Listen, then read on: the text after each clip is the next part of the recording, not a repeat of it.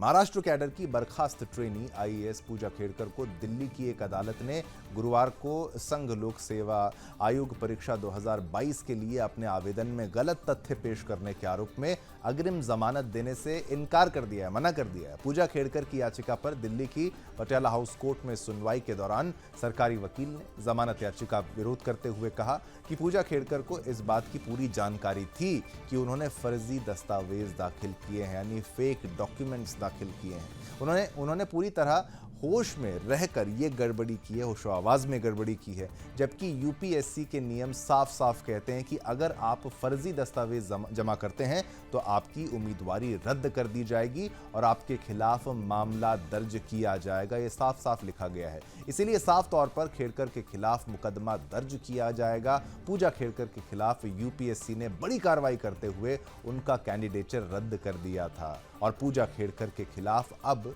तक की सबसे बड़ी कार्रवाई ये हुई है। इसके साथ ही यूपीएससी ने उनके भविष्य में फिर से यूपीएससी परीक्षा देने के सारे रास्ते बंद कर दिए हैं। कोई दरवाजा खुला नहीं है उनके लिए। यूपीएससी ने बुधवार की शाम को बयान जारी कर ये जानकारी दी थी। इस बीच पुणे कलेक्टर सुहास दिवसे ने पूजा खेड़कर द्वारा लगाए गए उत्पीड़न के आरोप से इनकार कर दिया है। तो ये पूरी खबर आपने देखी। अब इस खबर का पक्ष जानिए दिव्या से।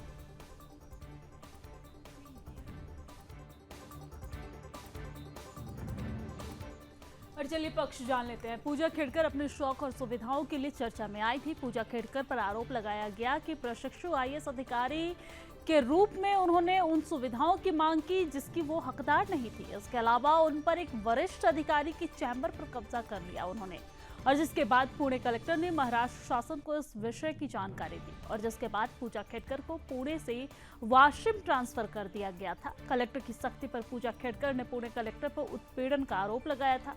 पूजा खेड़कर ने कोर्ट को बताया कि मैंने कलेक्टर के खिलाफ यौन उत्पीड़न की शिकायत दर्ज कराई है, इसलिए मेरे खिलाफ यह सब हो रहा है।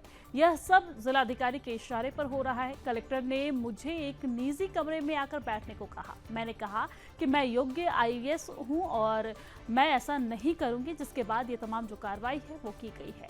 अब इस पूरे मामले पर विपक्ष का कहता है बताएंगे मेरे सहयोगी निम्मी सिन्हा।